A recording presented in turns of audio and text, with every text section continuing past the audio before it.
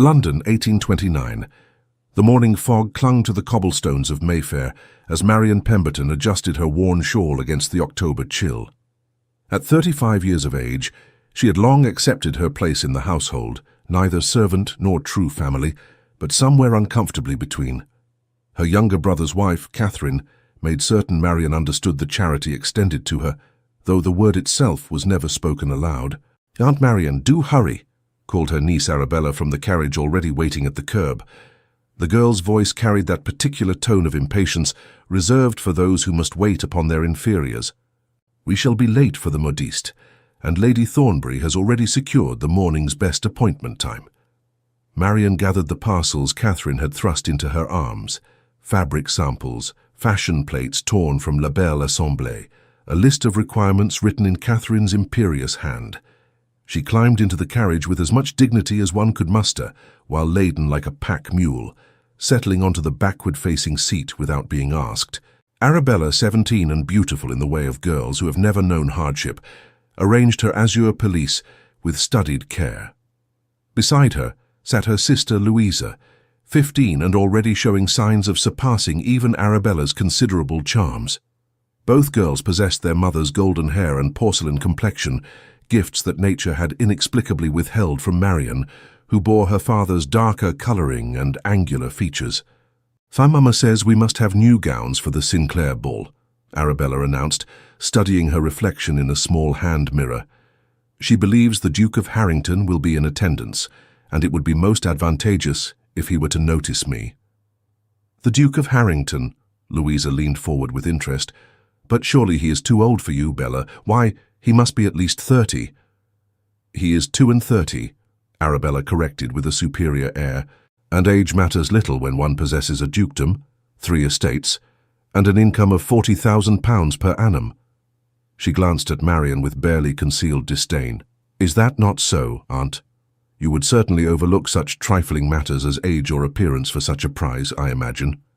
Marion kept her expression neutral, a skill honed over years of similar barbs. "I imagine the Duke will choose according to his own preferences, whatever they may be." "His preferences are well documented," Arabella replied. "Lady Thornbury told Mamma that he seeks a bride of impeccable breeding, beauty and youth, someone who can grace his table and provide heirs without difficulty." The unspoken comparison hung in the air, everything Marion was not and could never be. The modiste's shop on Bond Street was a flutter of activity, with seamstresses pinning and measuring, while Catherine held court among the fashion plates.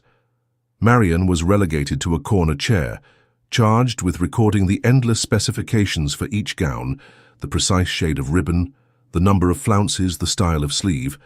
Her own clothing needs went unmentioned, as they always did. The grey merino she wore had been turned twice already, the cuffs carefully repositioned to hide the worst of the fraying. "Miss Pemberton," the modiste addressed her only once, and then with visible reluctance, "your sister-in-law inquires whether you require anything for the upcoming season?" Marion felt the weight of Catherine's expectant gaze, recognized the test for what it was. To ask for anything would be deemed presumptuous. To demur would prove her awareness of her place. "I am quite content with my current wardrobe, thank you. Perhaps a new fichu would be practical if one could be managed without inconvenience." Catherine's smile was thin and satisfied. "How sensible you are, Marion. It is one of your few admirable qualities." She turned back to the modiste. "The grey cambric will suffice for my sister-in-law. Something serviceable and modest." As autumn progressed toward winter, Marion's days fell into their familiar pattern. She rose early to help the younger children with their lessons, accompanied Catherine on morning calls, read aloud to her brother Thomas in his study while he attended to correspondence, and spent her evenings with needlework in the corner of the drawing-room while the family entertained guests. She was present but peripheral, acknowledged but ignored, useful but unvalued. The Sinclair ball arrived on a crisp November evening. Marion had spent the afternoon dressing Arabella and Louisa, arranging their hair, fastening their jewels, listening to their excited chatter about which gentleman might request their hands for dancing. Her own preparation consisted of pressing her one evening dress, a burgundy silk that had been fashionable a decade ago, and pinning her dark hair in a simple knot. "Gracious, Aunt Marion," Arabella remarked upon seeing her. "That gown is positively ancient. Do try to keep to the shadows this evening. We should not want anyone thinking you belong to our party." The Sinclair ballroom blazed with candlelight reflected in crystal chandeliers.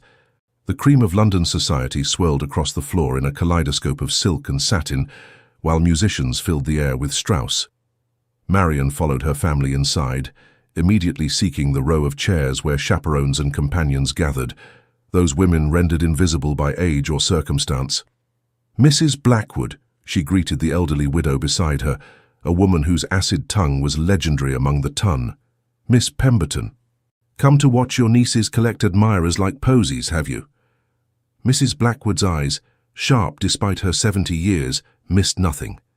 "That elder one has set her cap for the Duke of Harrington, unless I miss my guess." "So I understand," Marian replied neutrally.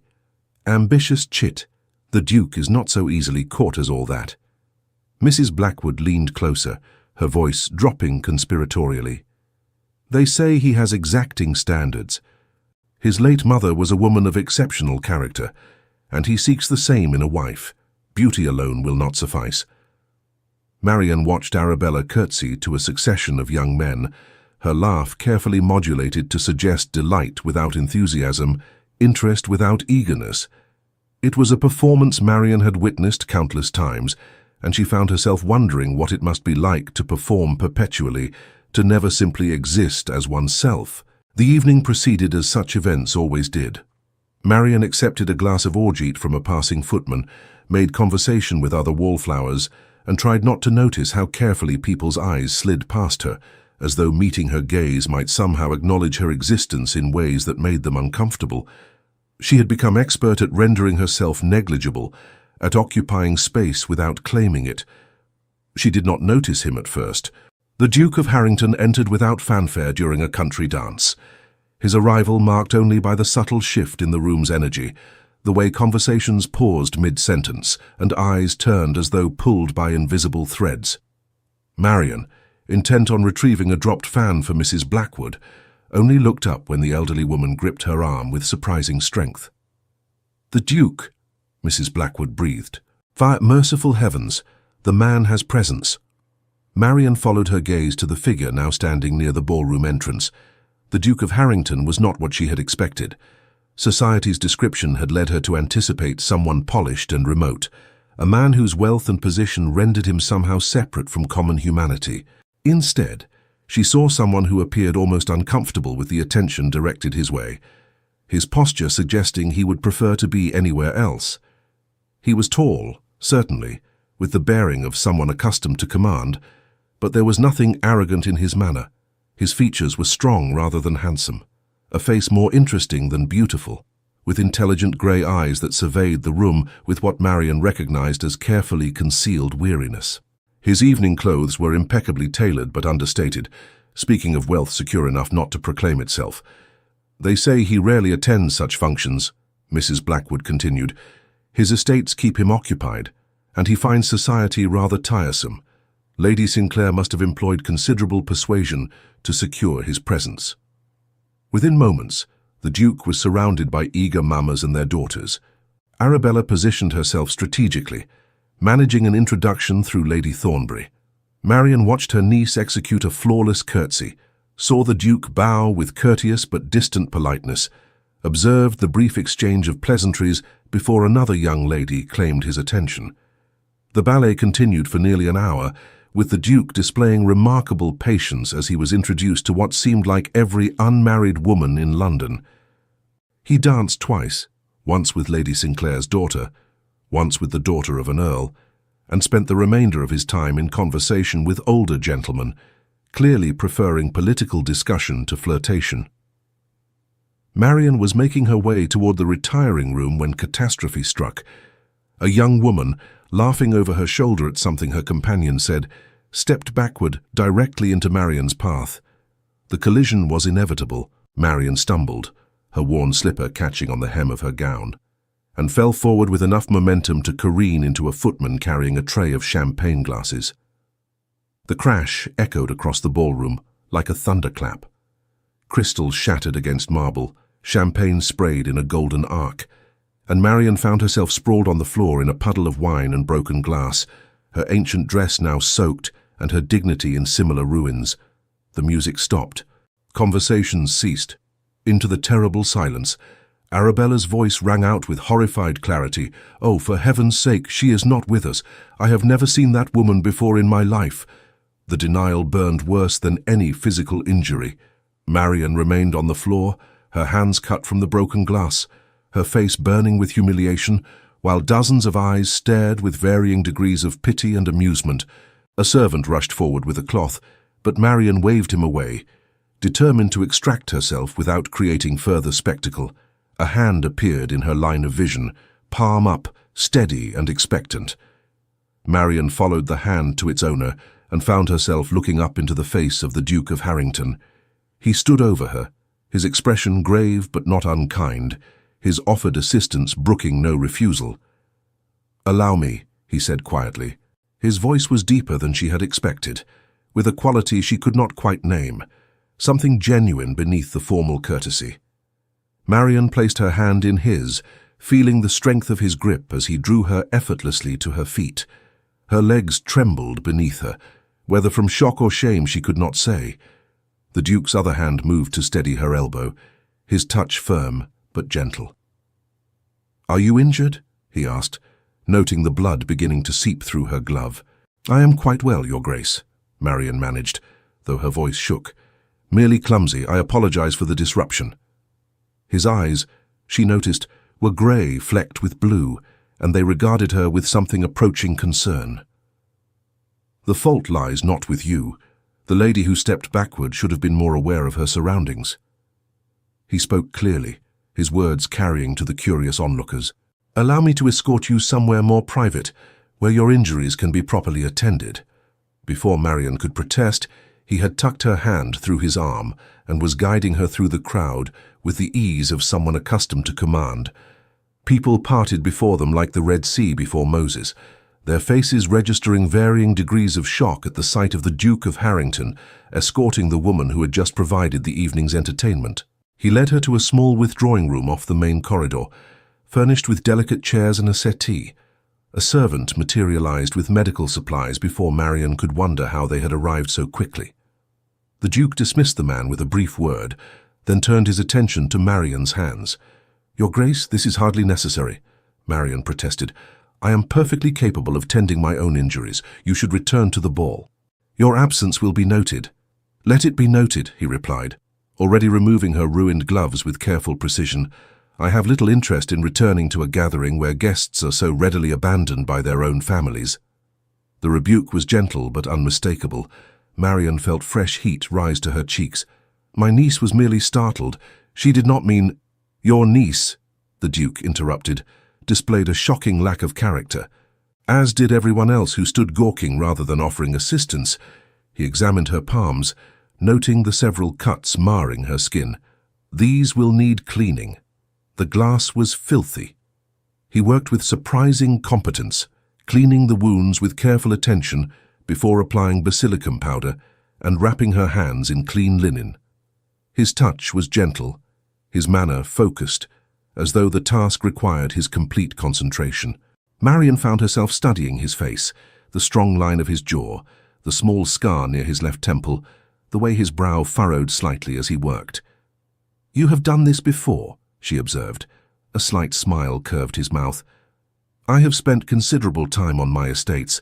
One learns to tend injuries when the nearest physician is an hour away.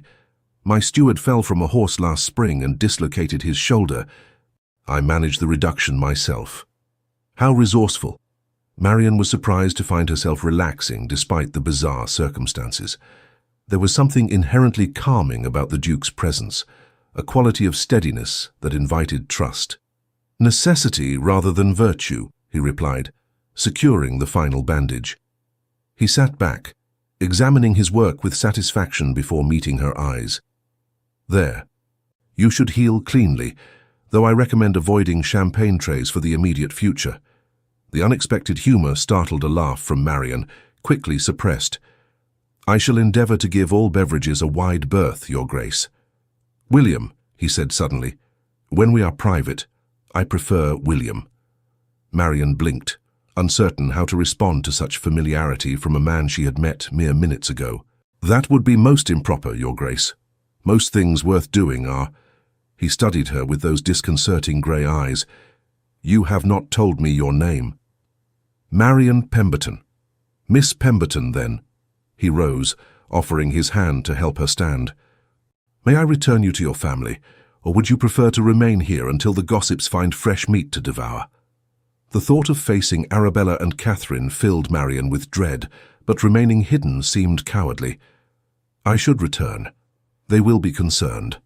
Something flickered in the Duke's expression, doubt, perhaps, or knowing disbelief, but he merely inclined his head. As you wish. However, I would ask one favour before we return to the fray. Your Grace? Grant me the honour of the supper dance. Marian stared at him, convinced she had misheard. I beg your pardon. The supper dance, he repeated patiently. I should like to partner you if you are willing.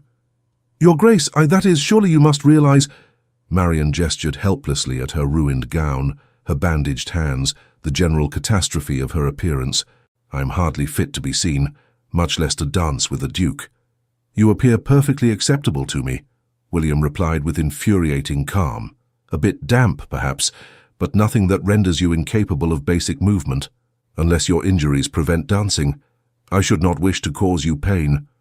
My hands are merely scratched, but then I see no impediment. He offered his arm once more. Come. Let us give society something truly worthy of gossip. The return to the ballroom was every bit as excruciating as Marian had feared. Conversations halted mid-sentence as they entered. Eyes tracked their progress across the floor with the intensity of hounds sighting a fox. Catherine's face registered shock quickly masked by calculation, while Arabella looked as though she might swoon from mortification. True to his word, the Duke remained at Marian's side until the supper dance began.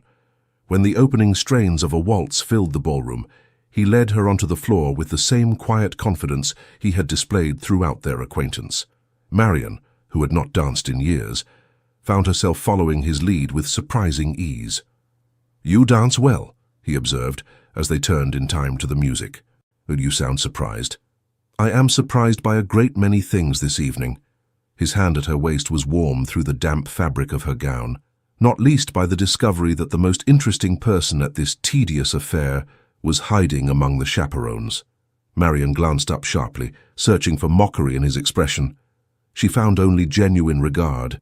Your Grace, I fear you are mistaken. I am quite possibly the least interesting person in this room. That is demonstrably false. You are certainly the most honest. How could you possibly know that? Your niece denied knowing you to save herself embarrassment. You could have done the same, claimed no relation, protected yourself from association with her callousness. Instead, you said nothing. You allowed her denial to stand unchallenged rather than create further scene. He paused, then added quietly, That speaks to character far more eloquently than any profession of virtue. The observation struck Marian like a physical blow. She had thought no one noticed, that her silence had been merely another instance of her invisibility. To discover that this man, this Duke, had not only observed but understood, filled her with an emotion she could not name. I'm accustomed to being overlooked, she said finally. It seemed easier to accept. Easier for whom? The question hung between them as they continued to dance. Around them, other couples swirled in elegant patterns, but Marian was aware only of the Duke's steady presence, his intelligent eyes, the way he seemed to truly see her when everyone else looked through her like glass. When the music ended, propriety demanded he escort her to supper, an obligation he fulfilled without apparent reluctance. They found themselves seated at a small table somewhat removed from the main gathering. Whether by accident or design, Marian could not determine. The Duke procured plates of delicacies, ensuring she had everything she required before attending to his own needs. Tell me about yourself, Miss Pemberton, he said once they were settled. I find myself curious about the woman my fellow guests so thoroughly failed to notice. There is little to tell, Your Grace. I am unremarkable in every particular. I doubt that sincerely. Where did you learn to dance so well? My mother taught me when I was young. She loved dancing. The memory brought both pleasure and pain. She died when I was 16. I am sorry for your loss. The sympathy in his voice seemed genuine. And your father? Gone these 5 years, he left his estate to my brother Thomas, who has been generous enough to provide me a home. Has he?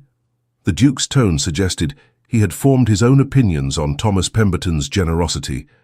And you occupy yourself with whatever is required.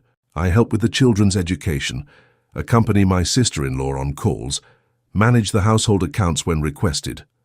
Marian heard the defensive note creeping into her voice and forced herself to moderate it. I make myself useful. Useful? William repeated the word as though testing its flavor. What a thoroughly insufficient word for a human being. Marian met his gaze directly. It is the word most applicable to my circumstances, Your Grace. I am neither wife nor servant, neither family nor stranger. Usefulness is the price of my keep. And if you could be more than useful, what would you choose? The question was so unexpected, so genuinely curious, that Marian found herself answering honestly. I would have a cottage somewhere quiet, nothing grand, just a small place with a garden and enough books to last a lifetime. I would wake each morning knowing the day was mine to spend as I wished, answerable to no one. That sounds remarkably pleasant, William said. Though lonely, perhaps. Loneliness is relative, Your Grace. One can be lonely in a house full of people. Indeed, I find solitude preferable to company that makes one feel invisible. His expression shifted, something like recognition passing across his features. You speak from experience. I speak from 15 years of experience, Marian confirmed. But I should not complain. Many women have far less than I do. Having less than nothing is hardly a compelling recommendation for one's circumstances. William leaned forward slightly. Miss Pemberton, I hope you will not think me forward, but I find myself wanting to know you better. Might I call upon you? Marian's heart stuttered. Your Grace, that would be most inappropriate. I am hardly— You are hardly what? Worthy of acquaintance, too far beneath my notice. His voice remained gentle, but steel undergirded the words. I am capable of determining for myself whose company I find valuable. I am asking whether you would welcome my call, not whether society would approve it. They would not approve, Marian felt compelled to point out. Your interest in me will cause speculation, perhaps even scandal. Let them speculate. I have weathered worse than wagging tongues. He paused, studying her face. You have not answered my question. Marian searched within herself for the truth. Did she want to see this man again? This Duke who bandaged her hands and asked about her dreams, who looked at her as though she mattered. The answer frightened her with its intensity. Yes, she whispered. I would welcome your call. His smile transformed his face, revealing a warmth that had been hidden beneath his formal manner.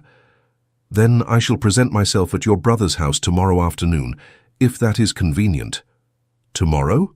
Marian's voice rose slightly. So soon? I see little point in delay when one has found something worth pursuing. The return journey to her brother's house was accomplished in tense silence. Catherine sat rigid with barely suppressed fury, while Arabella radiated wounded pride. Thomas, who had witnessed the evening's events with typical oblivious contentment, seemed puzzled by the charged atmosphere. Extraordinary thing, the Duke dancing with Marian as he ventured. Very civil of him after your tumble. Decent fellow, Harrington.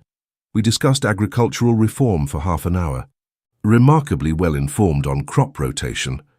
The Duke, Catherine said with icy precision, made Arabella a laughingstock. Everyone saw him ignore her to dance with her spinster aunt. It was mortifying. I hardly think, Thomas began, but his wife cut him off. You never think, Thomas. That is the difficulty. Catherine turned her glare on Marian. I hope you are satisfied with this evening's work.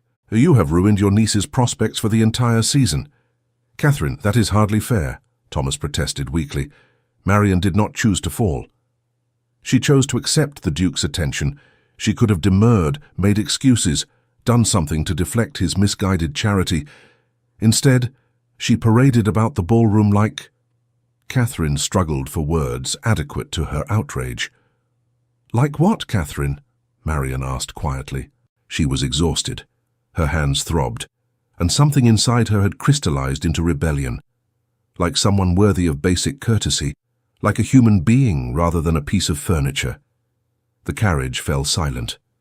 Thomas looked shocked, while Catherine's face mottled with anger. Arabella stared at Marian as though she had sprouted a second head. "How dare you speak to me in such manner?" Catherine hissed. "After all we have done for you, providing you shelter and in exchange I have served as unpaid governess, secretary and companion for 15 years. Marian interrupted, her voice remaining level despite the trembling in her limbs. "I have earned my keep, Catherine. I have earned the right to be treated with basic dignity, even by you." "You forget yourself," Catherine snapped. "Tomorrow you will apologize, and we will discuss your future with this family." "Tomorrow," Marian replied, "the Duke of Harrington will be calling upon me. I suggest you prepare for that eventuality rather than planning my exile." The statement landed like a grenade.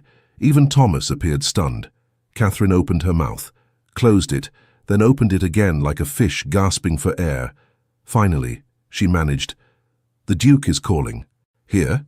"He requested permission, which I granted." Arabella found her voice. "You cannot possibly believe he intends anything serious. He was merely being kind after your accident. Tomorrow he will send a note with some excuse, and that will be the end of it." "Perhaps," Marian agreed, "but perhaps not. Either way, I intend to receive him with courtesy if he comes." The remainder of the journey passed in hostile silence. When they arrived home, Marian went directly to her small room in the attic, the chamber that had been hers since her arrival 15 years prior. It was sparsely furnished, a narrow bed, a washstand, a single chair, a trunk containing her meager possessions. She had long ago stopped noticing how the roof sloped uncomfortably low or how cold the room became in winter. She sat on the bed, still wearing her ruined gown, and examined her bandaged hands. The Duke of Harrington had wrapped them. The Duke of Harrington had asked to call on her. The Duke of Harrington had looked at her as though she were someone worth knowing. It was impossible. It was absurd. It was too wonderful to believe and too dangerous to trust. Marian did not sleep that night. Instead, she sat by the window watching the stars wheel overhead and trying to understand what had happened in the space of a few hours to shift the foundations of her carefully constructed resignation. Morning arrived with grey skies threatening rain. Marian woke from the brief doze she had finally achieved to find a housemaid standing over her, eyes wide with barely suppressed excitement. "Begging your pardon, Miss Marian, but Mrs. Pemberton says you're to come down directly. The Duke's man has delivered a message." Marian's heart sank. The excuse Arabella had predicted, the polite withdrawal. She dressed with numb fingers, choosing her least shabby morning dress, and descended to the breakfast room where the family had gathered with unusual unanimity. Catherine held a cream-coloured card, her expression oscillating between triumph and confusion. "The Duke," she announced without preamble, "will call at 3 o'clock this afternoon. He has requested an audience with you specifically, Marian, though he has graciously extended greetings to the entire family." "How extraordinary," Thomas remarked through a mouthful of toast. "Quite an honor, really. We must have cook prepare something special." "We must do more than that," Catherine corrected sharply, her calculating gaze fixed on Marian. You will wear your grey silk. Your hair must be properly dressed. Arabella will lend you her pearl earbobs. When the Duke arrives, you will comport yourself with the utmost propriety and defer to Arabella at every opportunity." "I beg your pardon," Marian said carefully. "It is obvious the Duke's interest stems from sympathy after your accident. He is a gentleman performing what he perceives as his duty. However, once here, he will naturally notice Arabella's superior qualities. You will facilitate this by ensuring she is prominently featured in all conversation." The command was so breathtakingly presumptuous that Marian almost laughed. "Catherine, I hardly think—" "It is not your place to think," Catherine interrupted. "It is your place to obey. This family has sheltered and fed you for 15 years. The least you can do is show gratitude by assisting your niece in securing the most advantageous match available." Marian looked at her brother, waiting for him to intervene, to defend her, To assert some basic fairness, Thomas studiously examined his eggs. Arabella smirked. Louisa watched with wide eyes but remained silent. "No," Marion said quietly. Catherine's head snapped up. "I beg your pardon." "No," Marion repeated, louder this time. "The Duke asked to call on me. If he wishes to pay attention to Arabella, that is his prerogative. I will not scheme to manipulate his interest." "You ungrateful—" "I am many things, Catherine, but ungrateful is not among them. I have paid for my place in this house with years of service. The Duke's visit is my concern, not yours." The confrontation hung suspended for one crystalline moment before Catherine rose from the table with trembling dignity. "Very well. Conduct yourself as you see fit, but when the Duke's interest proves as ephemeral as morning dew, do not expect sympathy from this quarter." She swept from the room, Arabella following with a wounded sniff. Louisa hesitated, looking between her departing mother and Marion, with something approaching respect before following her sister. Thomas finally raised his eyes from his plate. "That was unwise, Marion. Catherine will make you pay for that defiance. She has been making me pay for breathing for 15 years, Thomas. At least now I shall have earned her ire honestly." Her brother sighed, looking older than his 40 years. "I wish you would not antagonize her. It makes life difficult for all of us." "I wish," Marion replied, rising from the table, "that once in 15 years you had defended me. But we rarely get what we wish for, do we?" She left him sitting alone with his eggs and his guilty conscience. The hours until 3 o'clock crawled past with excruciating slowness. Marion spent the morning in her room, ostensibly resting her injured hands but actually attempting to calm her rioting nerves. What did one discuss with a duke? What if conversation flagged?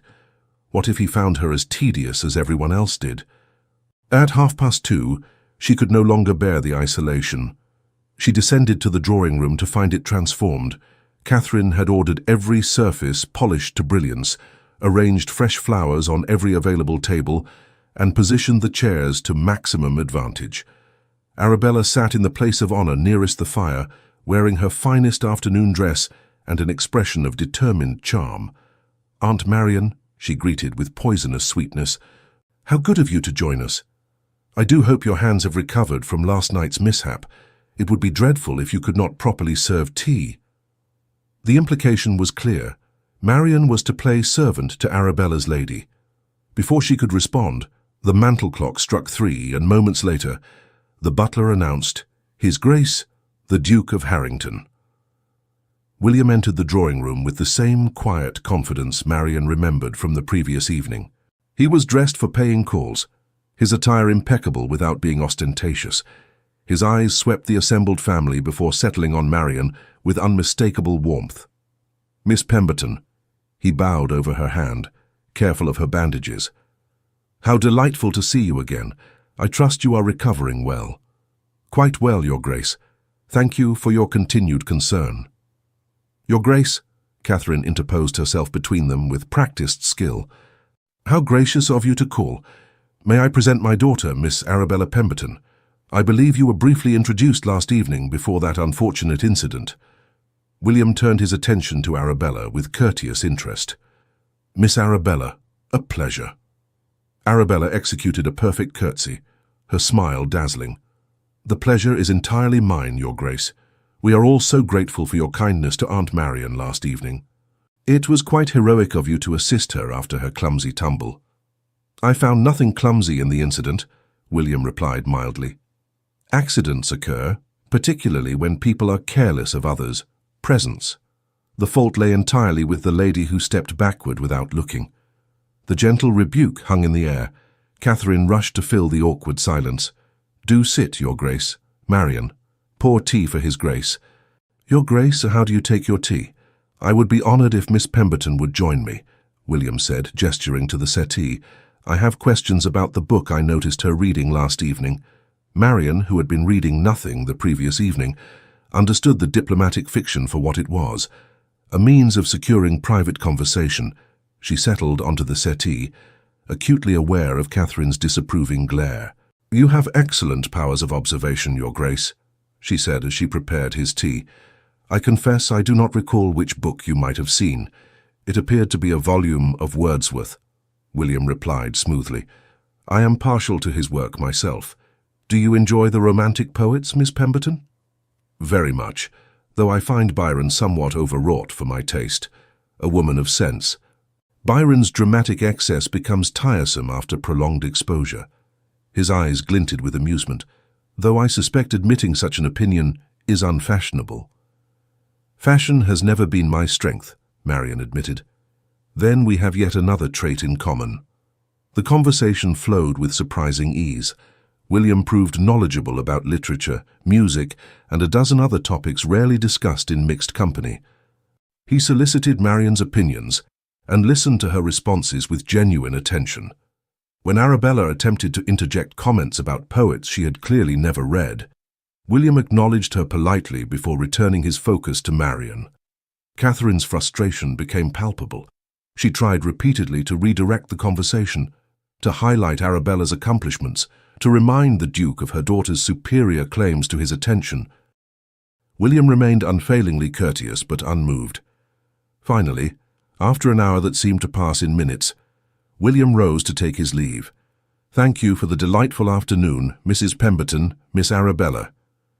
He turned to Marian, his expression warming.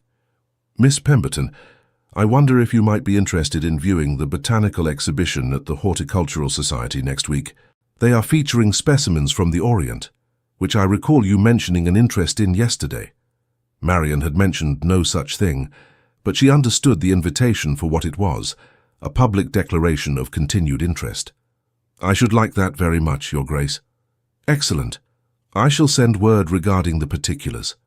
He bowed over her hand once more, his thumb brushing the edge of her bandage in a gesture that felt almost like a caress. Until then, Miss Pemberton. The moment the door closed behind him, Catherine erupted. How dare you monopolize his attention? You were meant to facilitate conversation with Arabella, not engage in your own displays of learning. The Duke sought my company specifically, Marian replied with uncharacteristic firmness. I would have been rude to redirect his attention elsewhere. Rude? You speak to me of rudeness when you have just sabotaged your niece's prospects. I have done nothing of the sort. If the Duke wished to converse with Arabella, nothing prevented him. He could not ignore you without appearing discourteous, Arabella cried.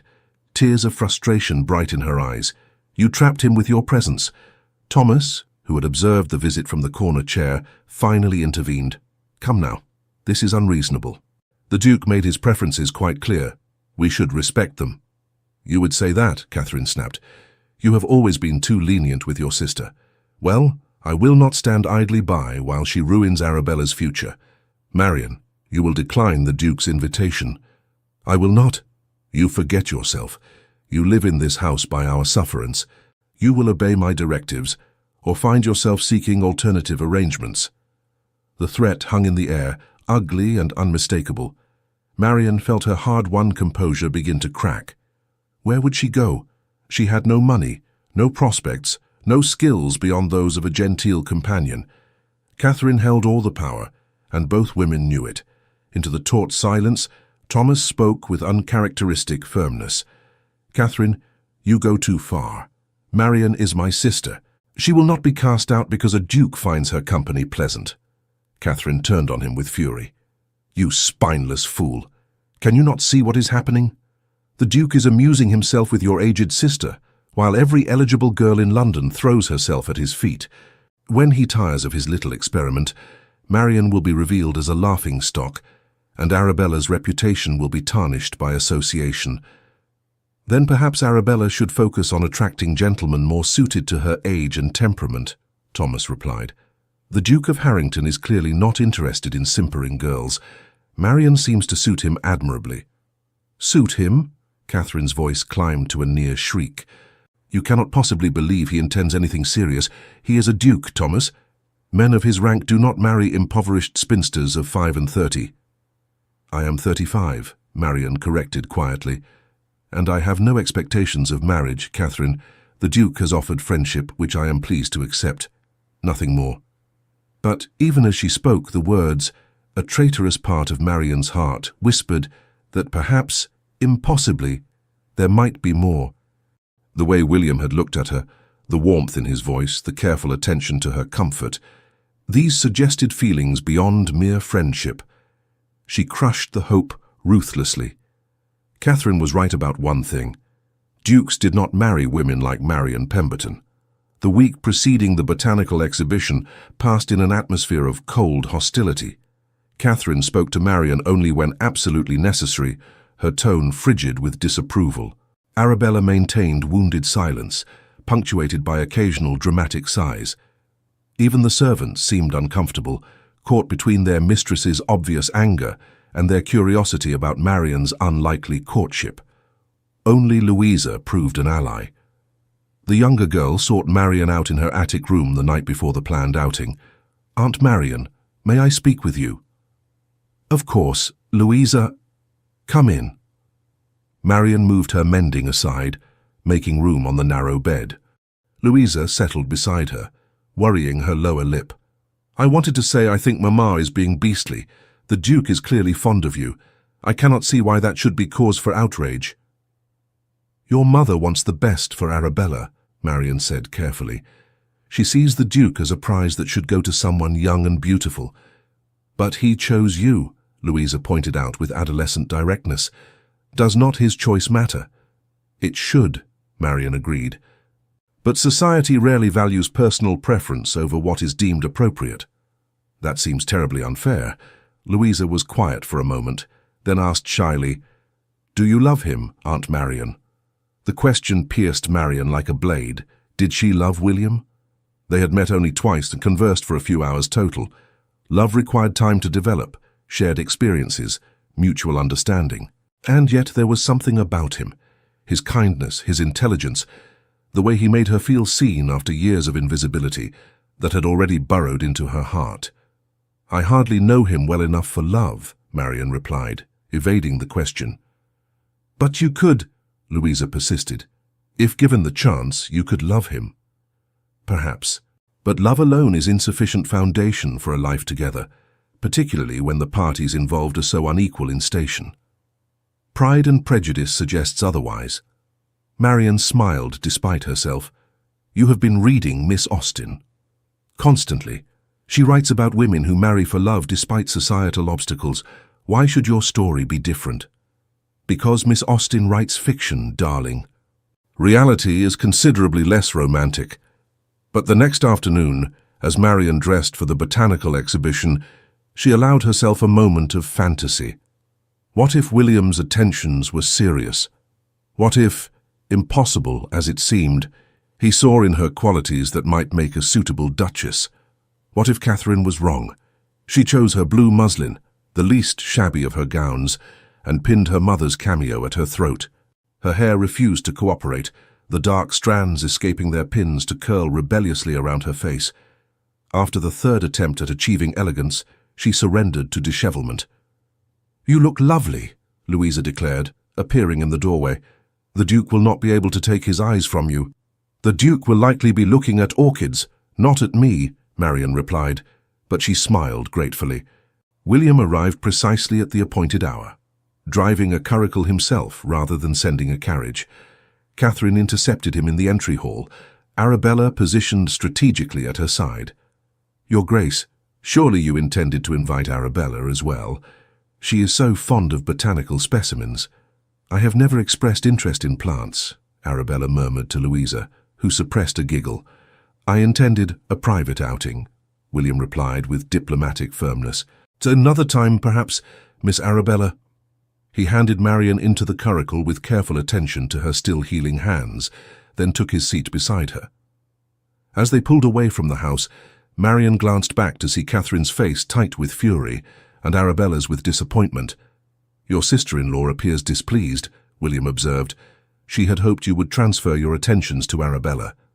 "Did she?" He sounded genuinely puzzled. "I cannot imagine why. Your niece is charming enough, but she possesses all the depth of a teacup. Conversation with her would exhaust me within a quarter hour." "She is very young," Marion felt compelled to defend her niece, "and has been raised to believe beauty is a woman's primary asset. Then she has been poorly educated. Beauty fades, Miss Pemberton. Character endures." He guided the horses expertly through London traffic. I find character far more compelling than mere aesthetics. The Horticultural Society's exhibition was housed in a grand conservatory, its glass walls reflecting the pale autumn sunlight. Inside, exotic plants from around the world created a lush jungle that smelled of earth and growing things. William proved remarkably knowledgeable about botanical matters, explaining the properties of various specimens with enthusiasm. My estate in Derbyshire has extensive gardens, he told her as they examined a particularly striking orchid. My mother designed them. After she died, I maintained them as she would have wished.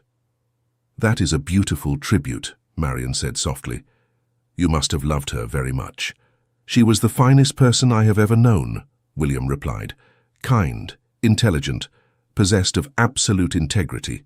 My father did not deserve her, but she honored their union with grace despite his many failings. Your father was a philanderer and a wastrel who squandered much of the family fortune on mistresses and gaming. William's voice remained level, but pain flickered in his eyes.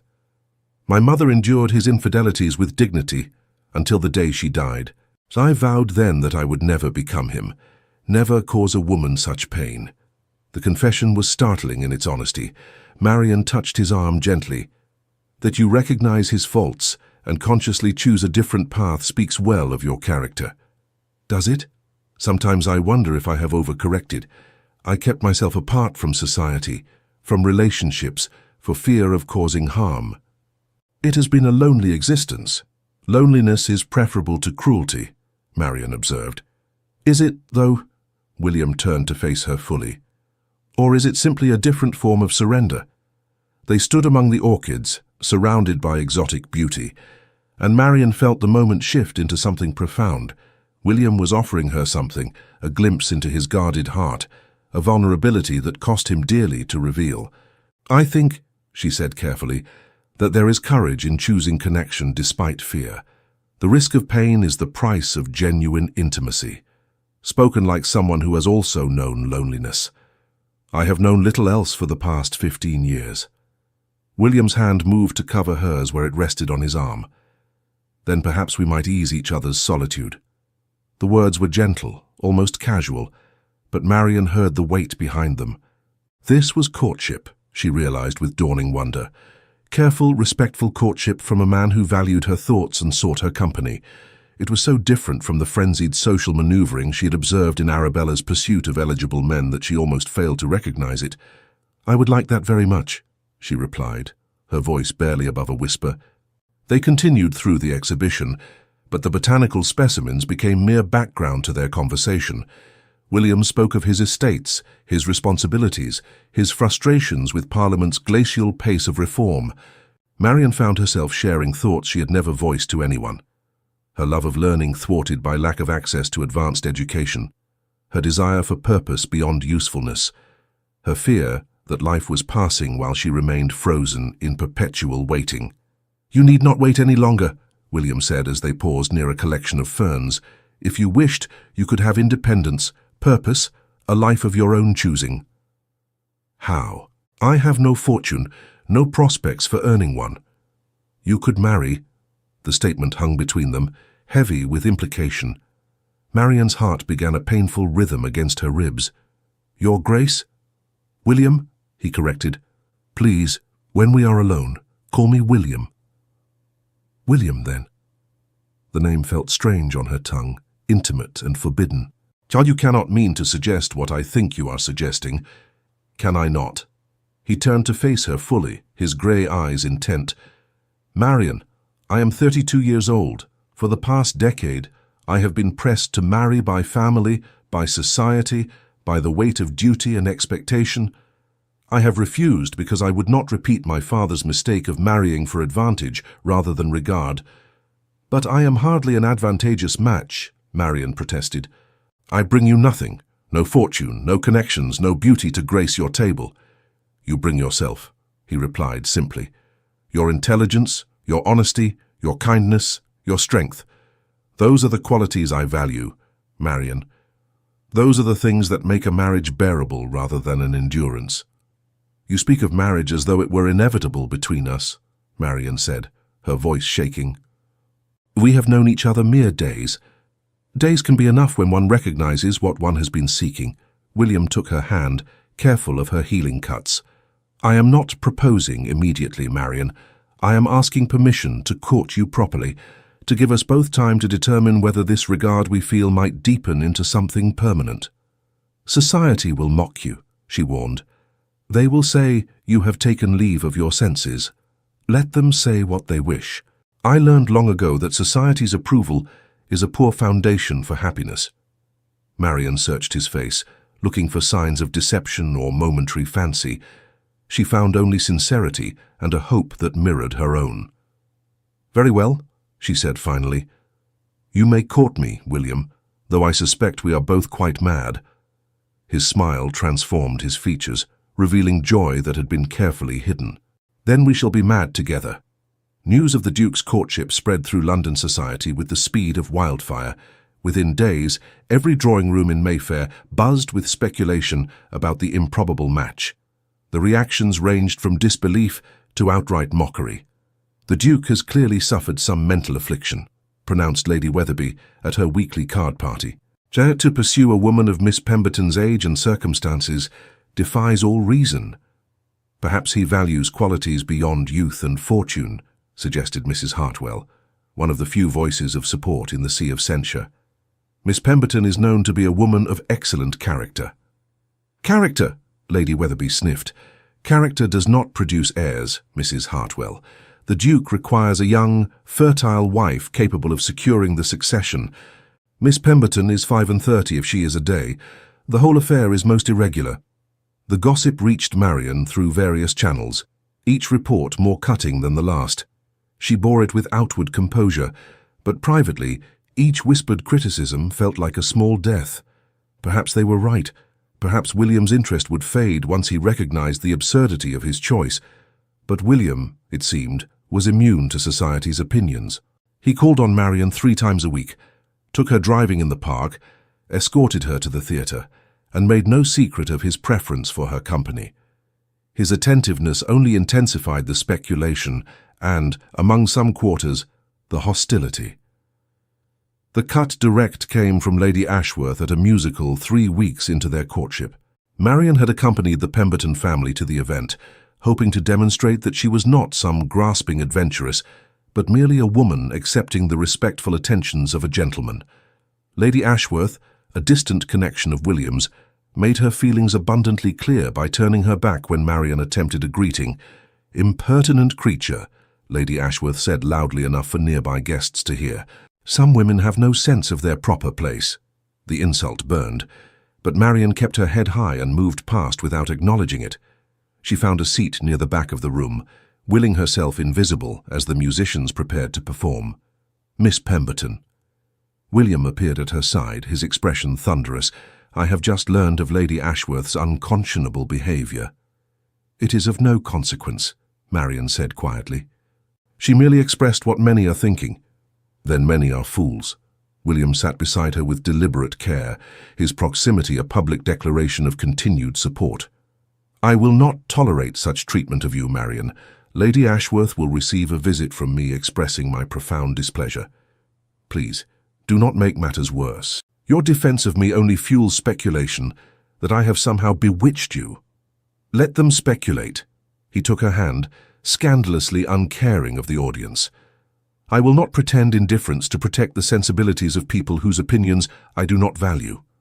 His loyalty moved her beyond words.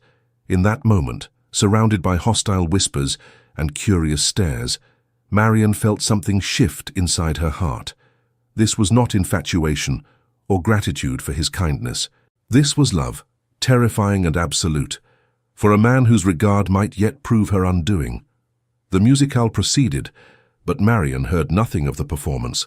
She was aware only of William beside her, his hand still clasping hers, his presence a bulwark against the sea of disapproval. When they departed, he handed her into his carriage with tender care. "I am sorry you were subjected to such treatment," he said once they were private. "You deserve better." "I knew what I risked in accepting your attentions," Marion replied. "Society does not easily forgive those who violate its expectations."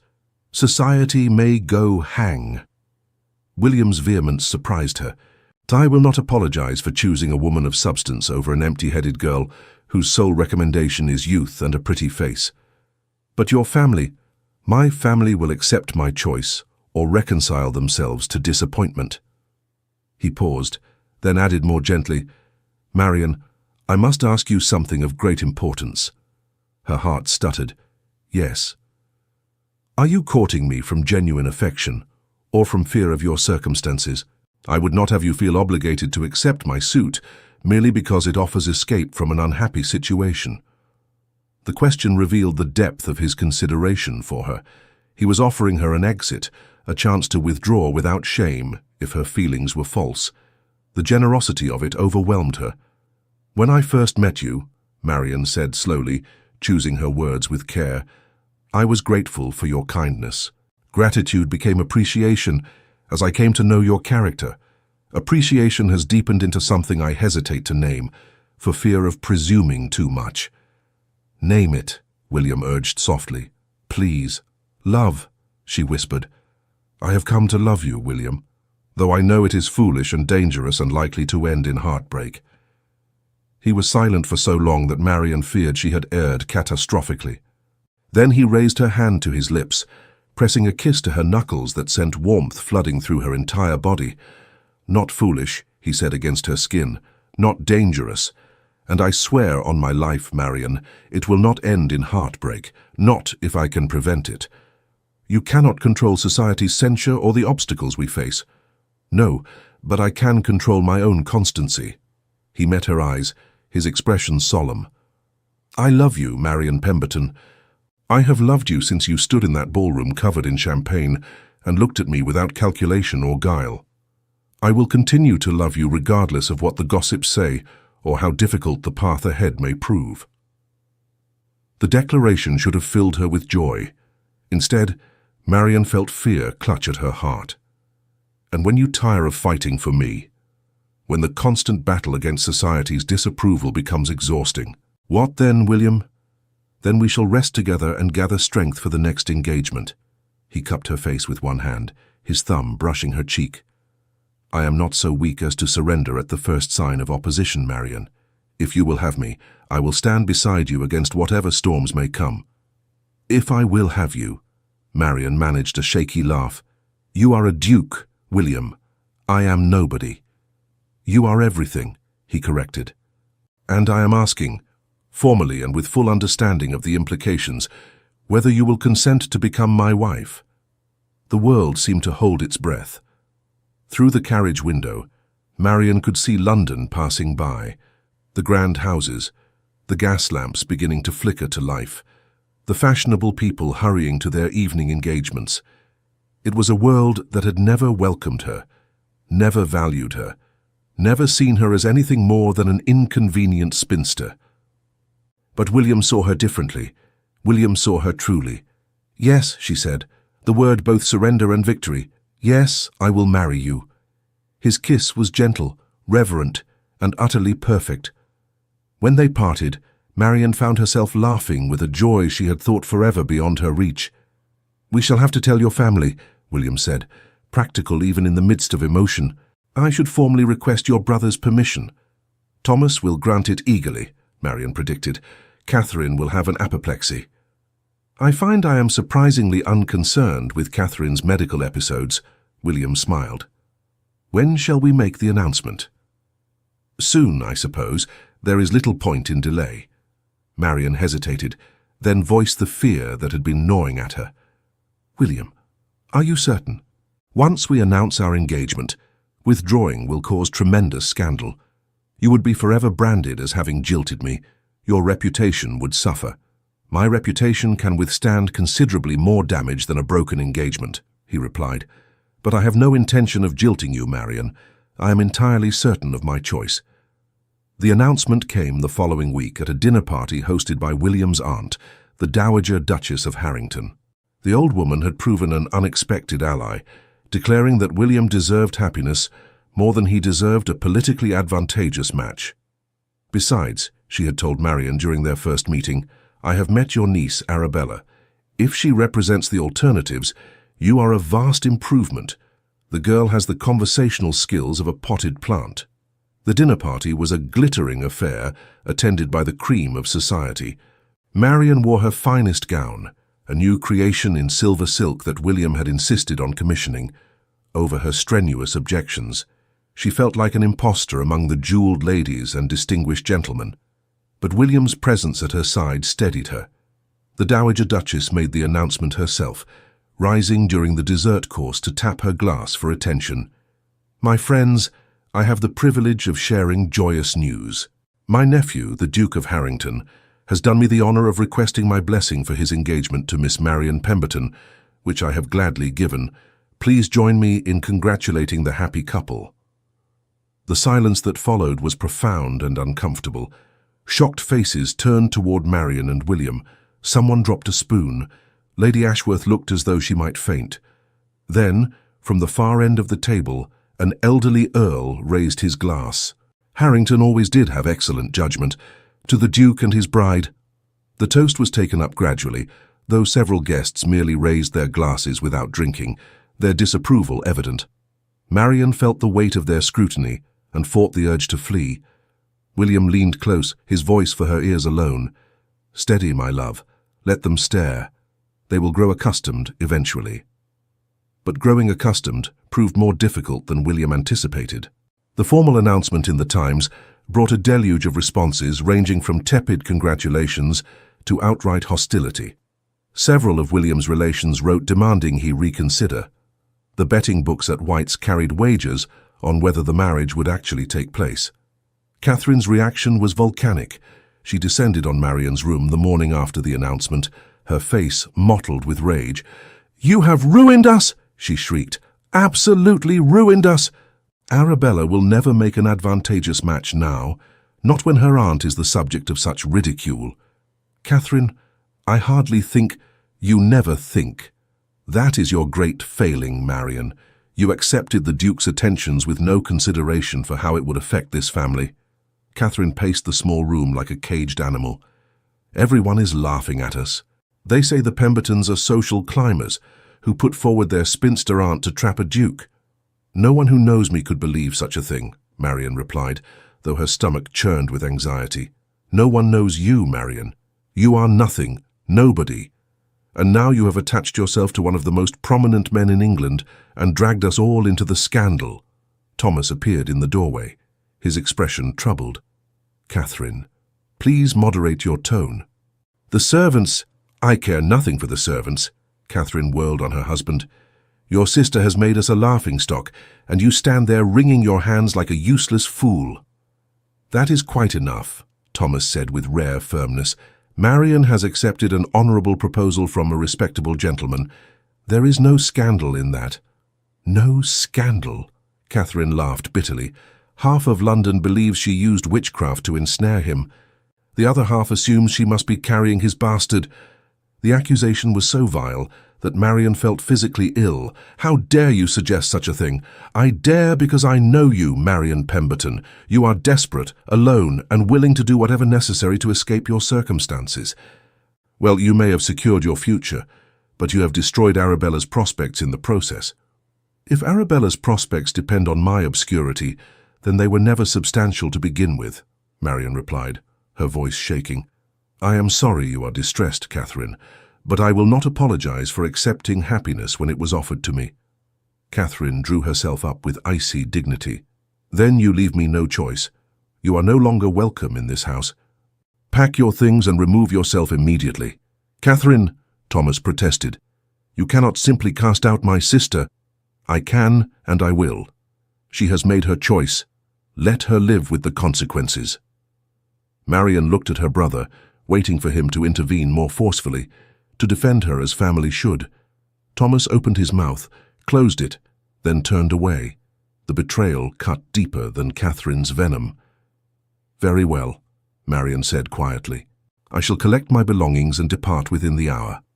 She packed her few possessions with numb efficiency, folding her threadbare gowns and worn underthings into the battered trunk that had accompanied her to this house 15 years ago. Louisa appeared as she was finishing, tears streaming down the girl's face. "Aunt Marian, please do not go. This is horrid and unfair." Marian embraced her niece, one of the few genuine sources of affection in this household. I must go, darling. Your mother has made her wishes clear, but where will you stay? What will you do?" "I shall send word to William. He will arrange something appropriate." Marian managed a smile despite her roiling emotions. "Do not worry for me, Louisa. I shall be quite well. Will you still marry the Duke, if he will still have me after this scandal?" "He would be a fool not to," Louisa declared with passionate loyalty. "You are worth a dozen Arabellas." The endorsement from her young niece sustained Marian as she descended the stairs for the final time, her trunk carried by a footman who avoided meeting her eyes. Catherine and Arabella watched from the drawing-room doorway, their faces reflecting satisfaction and wounded pride respectively. Thomas was nowhere to be seen. Marian climbed into the hired hackney with her head held high, refusing to let them see how deeply the rejection wounded her. Only when the vehicle pulled away did she allow tears to fall.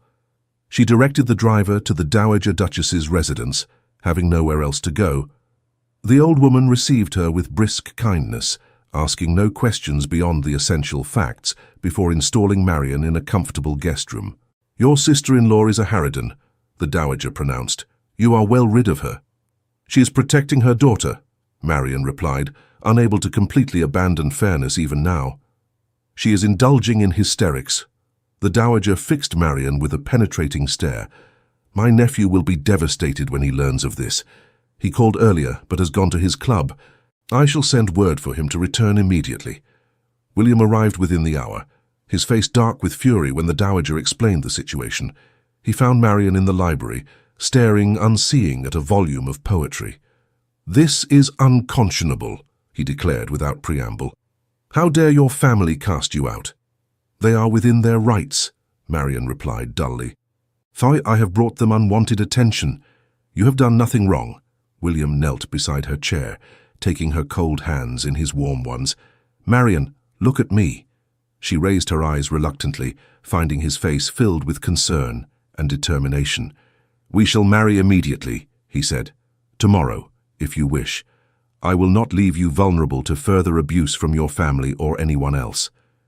"William, we cannot marry in such haste. The scandal will be the same whether we marry tomorrow or next month." He cupped her face, forcing her to maintain eye contact. "I will not wait while society debates whether I am mad to want you. You are mine, Marian, and I am yours. Let us make it official and let the gossips choke on their speculation. Your family will object." "My family's objections are noted and disregarded. My aunt supports the match. The rest of my relations can reconcile themselves to reality or remove themselves from my life." His thumb brushed away a tear she had not realized had fallen. "Say yes, Marian. Let me protect you, as I should have done from the beginning." The temptation was overwhelming. To be married, to have the security of William's name and position, to never again fear being cast out or belittled, it was everything she had never dared hope for. "Yes," she whispered. "Let us marry soon." The wedding took place 1 week later in the private chapel at William's Derbyshire estate. The Dowager Duchess attended, along with a handful of William's closest friends. Marian's family received invitations, but did not respond. She tried not to let their absence wound her, but the pain lingered nonetheless. She wore a gown of cream silk, simple but elegant, with William's mother's pearls at her throat. As she walked down the short aisle to where William waited, she was struck by the unreality of the moment. Was this truly happening? Was she, Marian Pemberton, spinster and burden, about to become a duchess? William's expression as she approached answered the question. He looked at her as though she were precious beyond measure, as though her presence bestowed an honor he had not dared hope to receive. When the vicar asked if he took this woman as his wife, his "I do" rang with conviction that left no room for doubt. Marian's own vows caught in her throat, overwhelmed by the enormity of the promise she was making. But William squeezed her hand gently, and she found her voice. "I do." The kiss that sealed their union was brief and chaste, appropriate for the sacred setting. But in that moment of contact, Marian felt years of loneliness and shame begin to dissolve. She was no longer unwanted, no longer invisible. She was William's wife, and that simple fact changed everything. The wedding breakfast was an intimate affair, marked by the dowager's acerbic wit and the genuine warmth of William's few guests. Marian found herself laughing for the first time in weeks, the tension of recent days finally easing. As evening fell, the guests departed, and Marian faced the reality of her wedding night. She knew what was expected, had overheard enough whispered conversations among married ladies to understand the basics, but theoretical knowledge proved inadequate preparation for the reality of following William to the ducal chambers. "You are terrified," he observed, as they stood awkwardly in his bedroom, the massive four-poster bed dominating the space like an accusation. "Not terrified," Marian corrected, "merely anxious. I am hardly experienced in such matters." "Nor should you be." William approached slowly, giving her time to retreat if she wished. "Marian, we need not consummate the marriage tonight if you are uncomfortable. There is no urgency. But the marriage must be consummated to be legal," she protested. "Eventually, yes, but not necessarily this very night." He took her hands, his touch reassuring. "I will not force intimacy upon you before you are ready." His consideration moved her deeply. "I am ready, William. Anxious, yes, but ready. I trust you." "Then we shall proceed slowly." He kissed her forehead, her cheeks, the corner of her mouth. "Tell me if you wish to stop." What followed was simultaneously awkward and tender, painful and sweet. William was patient, attentive to her comfort, murmuring encouragement and reassurance. When it was over, Marian lay in his arms feeling irrevocably changed. She was truly married now, bound to this man in the most fundamental way possible. "Are you well?" William asked, his fingers trailing through her loosened hair. "Very well." Marian nestled closer to his warmth. "Though I suspect I shall be sore tomorrow." His laugh rumbled through his chest. "An unfortunate but temporary consequence. It becomes easier with practice." "Practice?" Marian raised her head to look at him. "How much practice?" "Considerable practice, I hope." He kissed her nose. "I have years of celibacy to compensate for, my dear." The teasing tone made her smile. "Then I suppose I must resign myself to extensive marital duties." "Such sacrifice," he murmured, pulling her closer. "However will you bear it?" They fell asleep entwined, and Marian woke in the night to find William watching her with an expression of such tenderness that her breath caught. "What is it?" she whispered. "I am merely marveling at my good fortune," he replied. "I have you, Marian. After all the years of loneliness, I have you. And I have you." She touched his face, tracing the strong line of his jaw. "I still cannot quite believe it is real." "It is very real." He caught her hand, pressing a kiss to her palm. "You are the Duchess of Harrington now. There is no going back." "I do not wish to go back." Marian spoke with absolute certainty. "Whatever challenges lie ahead, I would face them as your wife rather than return to my former life." Then we faced them together.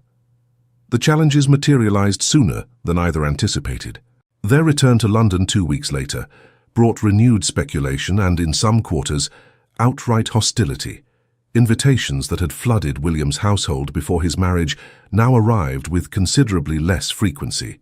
Several hostesses made it clear that while the Duke was welcome, his peculiar choice of wife rendered him less desirable as a guest. "They will come around," William insisted, after the third such snub. Society has a short memory for scandal, but Marian, more attuned to the nuances of social disapproval, was less certain. She noticed the way conversation stopped when she entered a room, the barely concealed sneers, the deliberate cuts from women who had once been civil if not warm. The most painful rejection came from an unexpected quarter. Louisa appeared at the ducal townhouse one afternoon, her face blotched from crying. "Aunt Marian, that is your grace, I am so sorry. I tried to convince them, but—" "Slow down, darling." Marian drew her niece into the drawing room, settling her on the sofa. "What has happened?" "Mamma has forbidden me from seeing you. She says your disgrace has tainted the family, and continued association will ruin my chances of a good marriage." Fresh tears spilled down Louisa's cheeks. I slipped out while she was calling on Lady Thornbury, but I cannot stay long. The news struck Marian like a physical blow. She had anticipated Catherine's continued hostility, but to turn her daughters against her seemed unnecessarily cruel. "I understand," she managed. "You must obey your mother, Louisa." "But it is not fair. You have done nothing wrong. You married a duke, for heaven's sake." "How is that disgraceful?" "Your mother believes I overstepped my position," Marian explained wearily, "that I should have refused the duke's attentions to preserve Arabella's prospects." "Arabella is perfectly capable of finding her own husband," Louisa declared with adolescent certainty. "She does not need you to sacrifice yourself for her benefit." "Nevertheless, family loyalty demands—" "Family loyalty should work both ways," Louisa interrupted. "You have been nothing but kind to all of us, and this is how Mamma repays you. It is horrid." William entered the drawing-room, pausing when he saw Louisa's distress. "Miss Louisa, this is an unexpected pleasure." Louisa rose hastily, executing an awkward curtsy. "Your Grace, forgive the intrusion.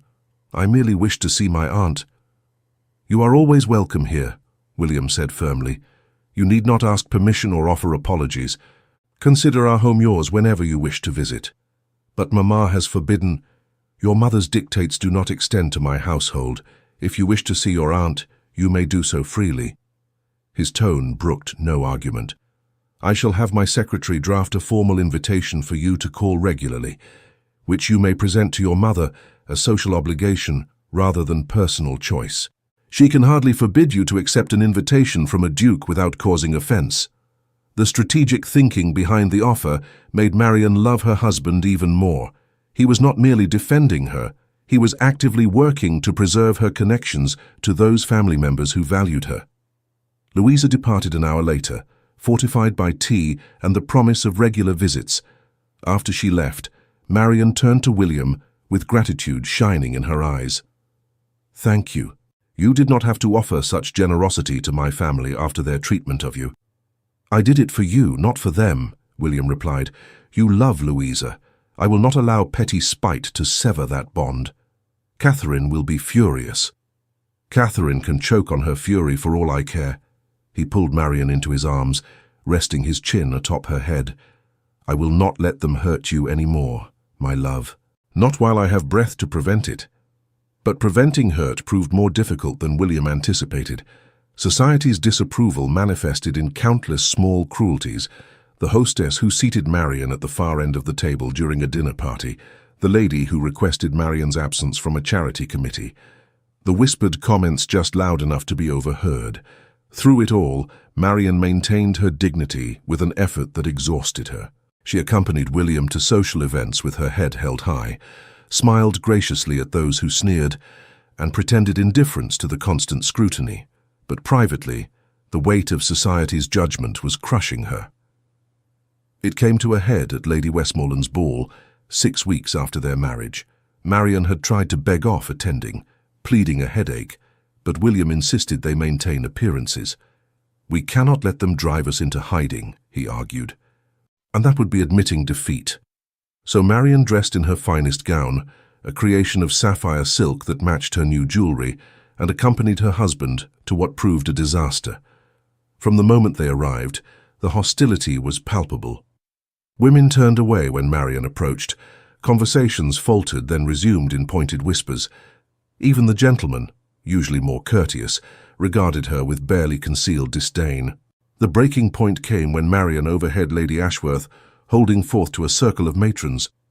"The Duke has quite lost his wits," she declared with malicious satisfaction, "to marry such a creature, plain, poor, and past her prime. One can only assume she employed some manner of entrapment. I heard she claimed to be increasing," another lady contributed. "Forced him to marry her to avoid scandal." "Impossible," Lady Ashworth scoffed. "She is far too old to conceive.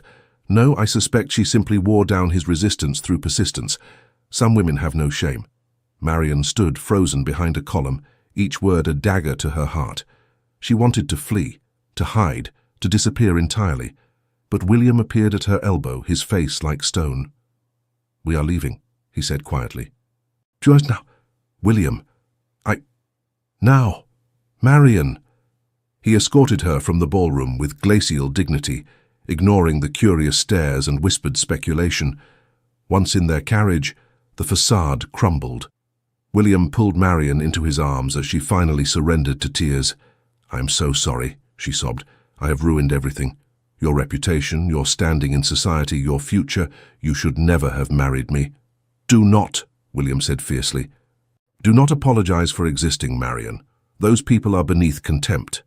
Their opinions mean less than nothing to me. But they are your peers, your social circle. How can you simply dismiss them?" "Quite easily, as it happens." He tipped her face up, forcing her to meet his eyes. "Listen to me carefully, my love. I chose you knowing exactly what the consequences would be. I chose you because I wanted you, because I needed you, because my life was empty without you. That has not changed, and it will not change regardless of what idiots like Lady Ashworth say.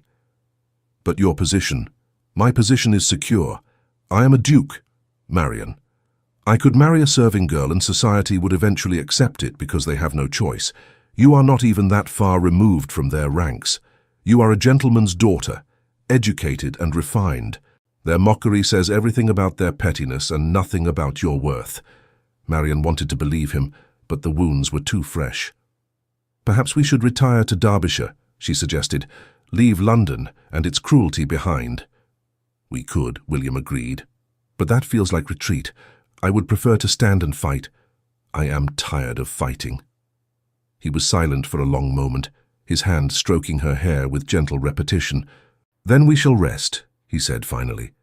"Go to Derbyshire, spend time away from this madness, but we will return, Marian. I will not allow them to drive us permanently away." They departed for Derbyshire the following week. The estate proved everything William had promised, a gracious manor house surrounded by extensive gardens and rolling parkland. The servants welcomed their new duchess with genuine warmth, uninfluenced by London gossip. For the first time since their marriage, Marian felt she could breathe freely. The days settled into a pleasant rhythm. Mornings were spent exploring the estate or working in the gardens. Afternoons brought reading, correspondence, and quiet conversation. Evenings were devoted to music, cards, and the growing intimacy between husband and wife. Marian discovered that marriage to William was everything she had not dared hope for. He was attentive without being smothering, affectionate without being demanding. They could spend hours in comfortable silence or talk deep into the night about everything and nothing. The physical aspect of their union, initially awkward, had evolved into something beautiful and affirming. "I have never been this happy," she confessed one evening as they sat before the library fire. "Even with all the difficulties in London, this, being your wife, it is more than I ever dreamed possible." William pulled her closer, pressing a kiss to her temple. "Then we are well matched, for you have brought joy I thought forever beyond my reach." The peace lasted 3 months. Then the letter arrived from London, delivered by William's secretary who had remained in town to manage affairs. William read it with growing fury, his expression darkening with each paragraph. "What is it?" Marian asked, alarmed by his reaction. "A letter from my cousin Reginald," William said tightly. "It seems the gossip has taken a more malicious turn. There are rumors that you married me under false pretenses, that you claim to be increasing to force my hand. But that is absurd. We both know. Of course it is absurd. But the rumor has gained traction, apparently, fueled by Lady Ashworth and her circle. Reginald writes that our credibility is suffering. He urges me to address the slander publicly or risk permanent damage to the family name." Marian felt sick. How does one address such lies? What could we possibly say that would convince them? "I have no intention of defending you against such filth," William replied grimly. "But I will not allow Lady Ashworth to spread malicious falsehoods unchecked. I shall return to London and address this directly. I am coming with you. Marian, that may not be wise, confronting your accusers." "I am coming with you," she repeated firmly. "These lies concern me. I will not hide in Derbyshire while you fight alone." William studied her face, seeing the determination there. Finally, he nodded. "Very well. We face this together." The journey back to London was accomplished in tense silence, both of them preparing mentally for the battle ahead. William's strategy was simple: confront Lady Ashworth directly and demand a public retraction of her claims. Marian's role was to stand beside him, visible proof of her dignity and his continued regard. They went first to Lady Ashworth's residence, requesting an audience that could not be refused without causing offence. The lady received them in her drawing room, her expression suggesting she had bitten into something sour. "Your Grace," she greeted William with a curtsy, pointedly ignoring Marian. "To what do I owe this unexpected visit?" "You know precisely why I am here, Lady Ashworth," William replied coldly. "Shall the rumours you have been spreading about my wife cease immediately, or I shall make you regret ever learning her name?" Lady Ashworth's eyes widened with feigned innocence. "Rumours? I am certain I do not know what you mean, Your Grace." "You have been telling anyone who will listen that my wife trapped me into marriage with false claims of pregnancy. You will retract those statements publicly, or I shall ensure you are ostracized from every drawing room in London." "You have no such power," Lady Ashworth blustered, though uncertainty flickered in her eyes. "Do I not? I am the Duke of Harrington. My family predates the Ashworths by 3 centuries. My influence in society and Parliament far exceeds yours. If I choose to destroy you, Lady Ashworth, you will find yourself with no allies and fewer friends. Your daughters will become unmarriageable. Your sons will be blackballed from their clubs. Is your petty malice worth such consequences?" The threat was delivered with icy precision. Lady Ashworth blanched, recognizing the steel beneath William's words. "Your Grace, I merely repeated gossip I heard from others." "You originated it," William interrupted. "Do not insult my intelligence by claiming otherwise. You have 3 days to issue a public apology to my wife. If you fail to do so, I shall make good on my promise. Do we understand each other?" "Yes," Lady Ashworth whispered, her earlier bravado evaporating. "Yes, Your Grace." "Excellent. Come, Marian. The air here has become rather foul." They departed without another word, leaving Lady Ashworth white and shaken. In the carriage, Marian released the breath she had been holding. "That was rather magnificent," she said. "That was necessary," William corrected. "I will not allow anyone to malign you unchecked. Lady Ashworth needed to understand that attacking you means attacking me, and I am a considerably more formidable enemy than she anticipated." True to William's prediction, Lady Ashworth issued a carefully worded apology within 2 days. It appeared in the Times, expressing regret for any misunderstandings regarding the Duchess of Harrington and acknowledging that all previous speculation had been entirely without foundation. The retraction was grudging but public, and its effect was immediate. Invitations began arriving again at the ducal residence. Hostesses who had pointedly excluded Marian now wrote expressing hopes that Her Grace might honour their gatherings with her presence. The change was mercenary rather than genuine, motivated by fear of William's influence rather than any real acceptance of Marian, but it represented progress nonetheless. "You see," William said as they reviewed the latest batch of invitations, "society responds to strength, show weakness, and they devour you, display power, and they bow." "It is a rather cynical philosophy," Marian observed. "Perhaps, but effective." He set aside the invitations, turning his attention fully to her. "How are you truly faring, my love? These past months have been difficult. I know you have borne the brunt of society's cruelty with grace, but I also know it has cost you dearly." Marian considered the question carefully. How was she faring? The constant scrutiny had been exhausting, the whispers and snubs painful. But there had also been unexpected joys, the deepening bond with William, the respect of the servants, the knowledge that she had value beyond her usefulness to others. "I am well," she said finally. "Not unscathed, perhaps, but well.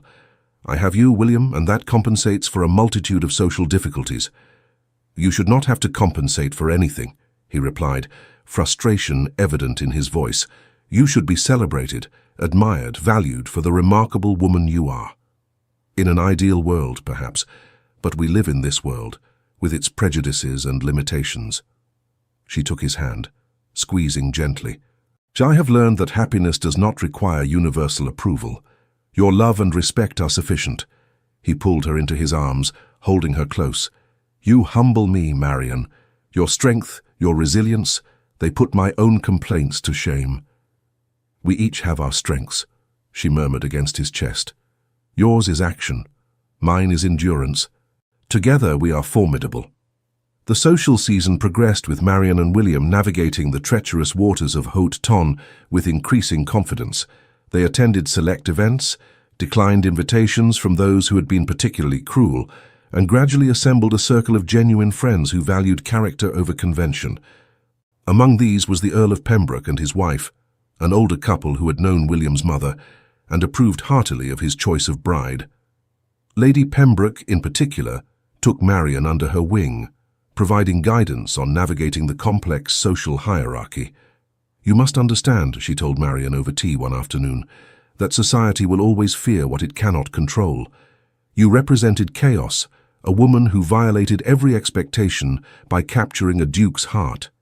They lashed out because your success threatened their comfortable assumptions." "I threatened nothing," Marian protested. "I merely accepted the regard of a man who chose to offer it." "Precisely.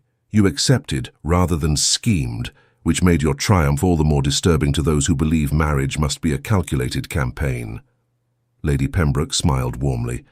"But you have weathered the storm admirably, my dear. In time, you may even find yourself admired for the very qualities they initially scorned. I doubt that sincerely. Then you underestimate the Tonne's capacity for revision. Once you produce an heir, all will be forgiven. They may even claim they supported you from the beginning." The mention of an heir made Marian's stomach clench. It had been 4 months since the wedding, and she had not yet conceived. Each month brought renewed disappointment and, increasingly, fear that Catherine had been right, that she was too old, that her body would not cooperate, that she would fail in her most fundamental duty as a duchess. William had said nothing, but Marian wondered if he noticed, if he worried, if he regretted choosing a bride who might not provide the heirs his title required. The anxiety gnawed at her, souring her happiness with persistent dread. Her fears crystallized into certainty one evening when she overheard William speaking with his steward in the study. She had been passing the half-open door when her own name arrested her steps. "The entail requires a direct heir, Your Grace," the steward was saying. "If the Duchess proves unable to conceive, we should discuss alternative arrangements for the succession." "There is time yet," William replied. "We have been married only a few months." "Of course, Your Grace. Though given Her Grace's age, time may be more limited than one might prefer. If I may speak plainly—" Marian did not wait to hear more. She fled to her chambers, humiliation and despair warring within her. They were already discussing her failure, already planning for her inadequacy.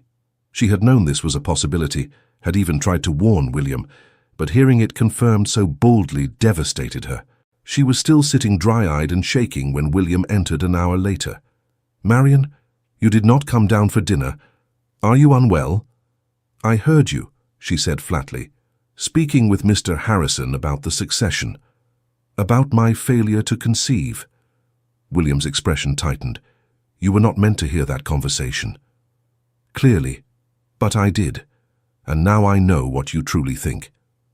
The words tumbled out, fueled by fear and pain. "You regret marrying me. You regret choosing a woman too old to give you children." "That is not true," William said sharply. "Marian, you are distorting." "Am I?" "Your steward spoke of alternative arrangements. You did not deny the concern about my age." She stood abruptly, unable to remain still. Perhaps Catherine was right. Perhaps I have trapped you into a marriage that will bring you nothing but disappointment. "Stop!" William crossed the room in 3 strides, gripping her shoulders firmly. "You will stop this immediately. I have never regretted marrying you, not for one moment. Not even if we remain childless for the rest of our days. You say that now, but I say it now, and I will continue saying it every day for the rest of our lives if necessary." He gentled his grip, his expression softening. "Marian, listen to me. Mr. Harrison raised the issue of succession because it is his duty to consider all eventualities. I told him there was time because there is. You are 35, not ancient. Many women conceive at your age or older, but many do not," Marian whispered. "And if I am among those who cannot, then we shall deal with that if and when it occurs. I have cousins aplenty to inherit if necessary. The estate will not fall into ruin." He cupped her face, forcing her to meet his eyes. "I married you for yourself, Marian, not for your womb. If children come, I shall be delighted. If they do not, I shall still count myself the most fortunate of men for having you." "How can you mean that? An heir is essential." "You are essential," he interrupted. "You, Marian, your presence, your love, your companionship, those are what matter to me. The rest is merely duty, and duty holds no appeal when compared to happiness." Marian searched his face for signs of falsehood or reassurance offered merely to comfort her. She found only sincerity and a tenderness that made her throat constrict with emotion. "I'm afraid," she confessed, "afraid of failing you, of proving Catherine right, of being the wrong choice after all." "You could never be the wrong choice." William drew her into his arms, holding her with gentle strength. "You are my choice, Marian. The only choice that matters. Everything else is secondary." She clung to him, drawing comfort from his solid presence. Perhaps he meant what he said. Perhaps love could indeed be enough, even without the children society demanded. It was a radical notion, one that violated every expectation placed upon ducal marriages, but then their entire union had been built on defying convention. "I love you," she said against his chest, "so very much. And I love you." He pressed a kiss to the top of her head. "That is all we need, truly. The rest is merely decoration." 3 weeks later, Marian woke feeling distinctly unwell. The nausea that had plagued her for the past several mornings intensified, and she barely made it to the wash basin before losing the contents of her stomach. When the spasm passed, she sat back on her heels, heart pounding with sudden realization. She was late, nearly a fortnight late, in fact, though she had attributed the irregularity to stress. Combined with the morning sickness, the tender breasts, the unusual fatigue, all signs pointed to one conclusion: she might be with child. The possibility filled her with equal parts terror and exhilaration. She wanted desperately to tell William, but feared premature announcement. What if she was mistaken? What if her body was merely playing cruel tricks? Better to wait, to be certain, before raising hopes that might be dashed. She consulted with the family physician discreetly, enduring an examination that left her blushing furiously. Dr. Winters emerged from his ministrations with a satisfied expression. "Congratulations, Your Grace. By my estimation, you are approximately 6 weeks along. All appears normal and healthy." 6 weeks. Marian performed rapid calculations, realizing conception must have occurred during their time in Derbyshire, during those peaceful weeks when she had felt truly happy for the first time in her life.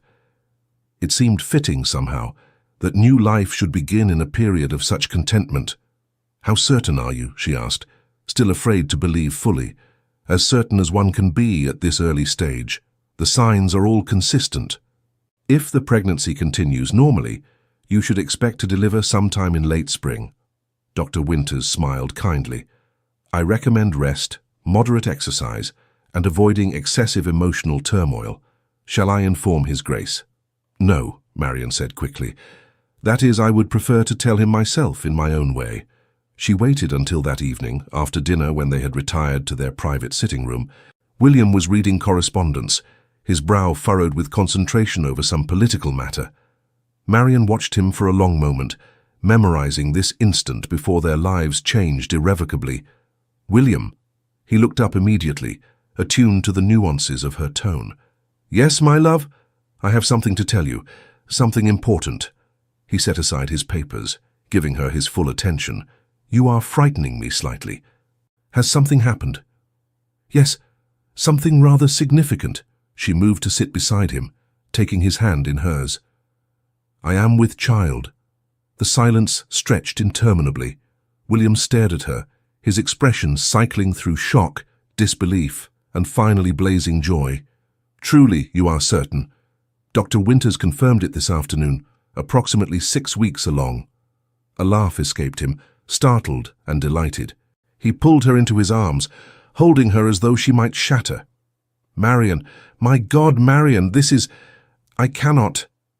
Words failed him, but his embrace communicated everything his voice could not. When he finally released her, his eyes were suspiciously bright. "Are you well? Is everything progressing normally?" "Dr. Winters says all appears healthy, though I confess the morning sickness is rather tiresome. You shall have anything you need. Whatever provides comfort. We must ensure in." He stopped, a thought occurring to him. "We should return to Derbyshire. The air is better there, less strain from social obligations. William, I am pregnant, not infirm. I can manage London for a few more weeks at least.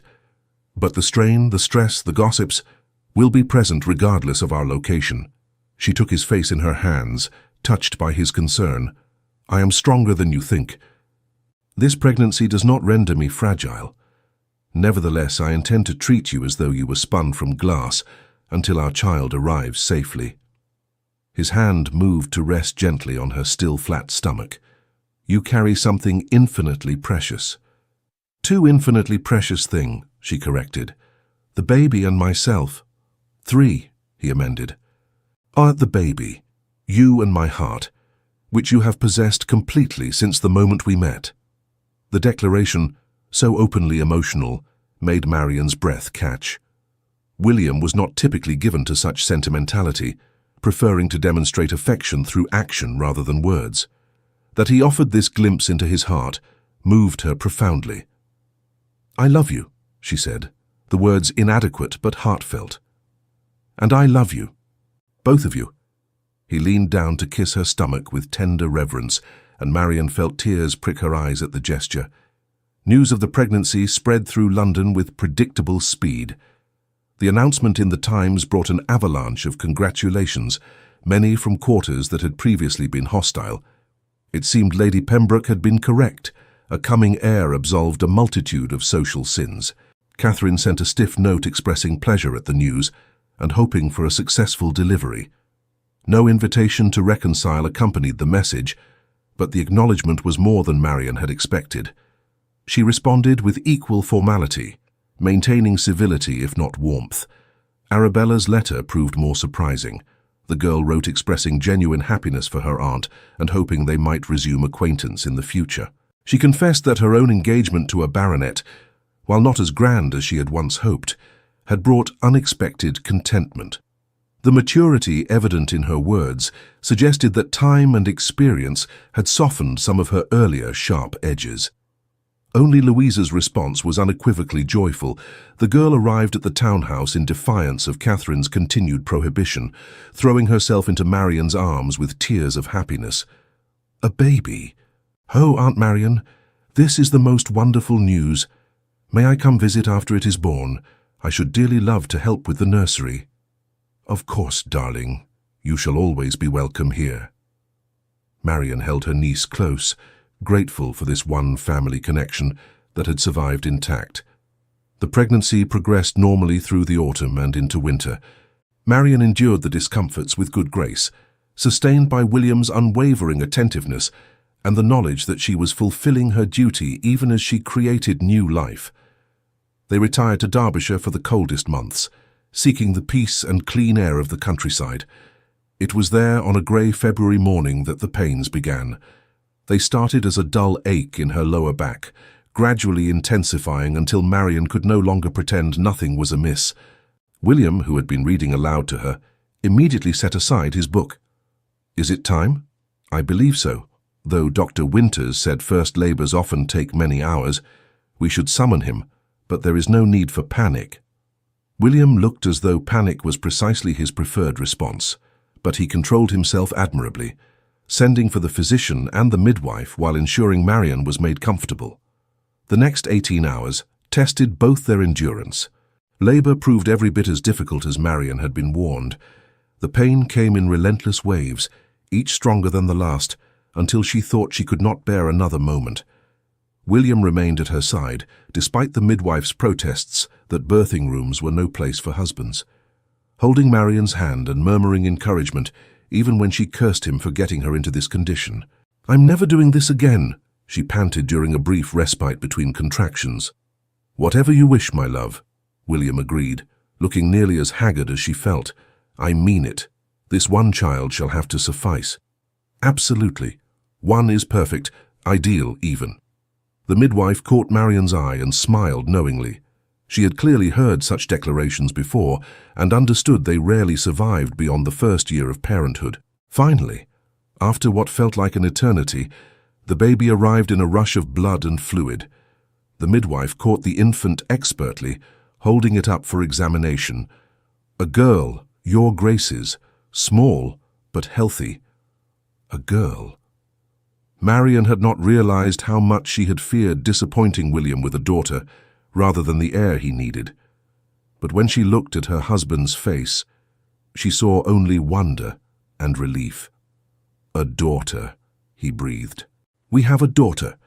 The midwife cleaned the baby and placed her in Marian's arms. The infant was red-faced and furious at being expelled from her warm haven, her tiny fists waving in protest. Marian looked down at her daughter, and felt something fundamental shift inside her heart. Hello, little one, she whispered. Welcome to the world. William leaned over them both, his finger stroking the baby's impossibly soft cheek. She is perfect. Absolutely perfect. She is rather wrinkled and angry, Marian observed with exhausted amusement. Perfect, William insisted. He kissed Marian's temple. Thank you, for her, for surviving, for being extraordinary. I did nothing extraordinary.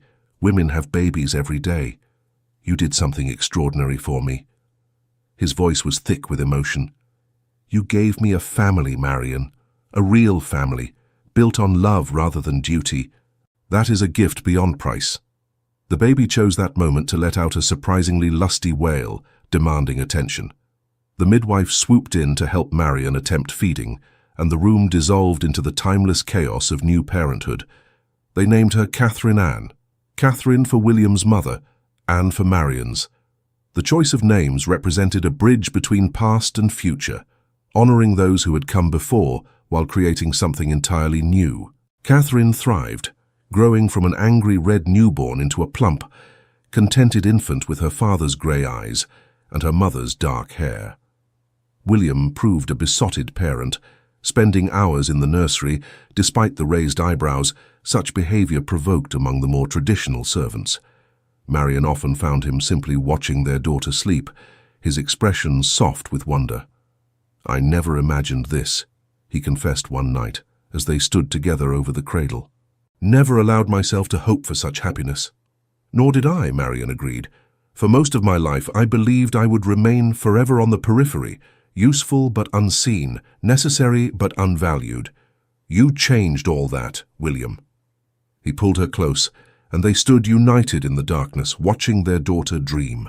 In that moment, Marian reflected on the improbable journey that had brought her here, from invisible spinster to beloved wife and mother, from worthless burden to valued partner. It had required courage she had not known she possessed, a willingness to accept happiness when it was offered, rather than retreating into familiar misery. It had demanded she redefine herself on her own terms, rather than accepting society's narrow definitions. Most importantly, it had taught her that worth was not determined by youth or beauty or conventional accomplishment, but by the content of one's character and the love one could give and receive. Spring arrived, and with it came their return to London. Society received them with considerably more warmth than before. The successful delivery of a healthy child had accomplished what no amount of social maneuvering could achieve. It had rendered Marian respectable. Invitations flooded in. Hostesses competed for their attendance, and former detractors now praised the Duchess of Harrington's dignity and grace. How quickly they forget their cruelty, Marian observed, as she sorted through the latest batch of invitations. They do not forget, William corrected. They simply revise history to place themselves on the winning side. It is the way of society. A rather depressing assessment, but accurate. He looked up from his newspaper. Does it bother you, their sudden admiration after months of scorn? Marian considered the question. Less than it might have. I have learned that others' opinions of me are merely that, opinions. They do not define my value or determine my happiness. Only I can do that. When did you become so wise? Approximately 9 months ago, when a certain duke forced me to recognize my own worth by valuing me so completely. William set aside his newspaper, crossing to where she sat. He pulled her to her feet, drawing her into his arms with the easy intimacy of long practice. You give me too much credit. The worth was always there. I merely had the good sense to recognize it. Nevertheless, you changed my life, William. Changed me. I am not the same woman who fell in a ballroom and expected to be left lying on the floor.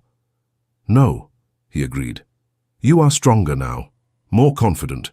Though I confess I miss that woman's gratitude. She was far more deferential than my current Duchess. Marian laughed, swatting his chest lightly. Your current Duchess has learned she need not be deferential to be valued. A dangerous lesson. He kissed her nose. I have created a monster. You have created a partner. There is a difference. Indeed there is. His expression sobered, becoming tender.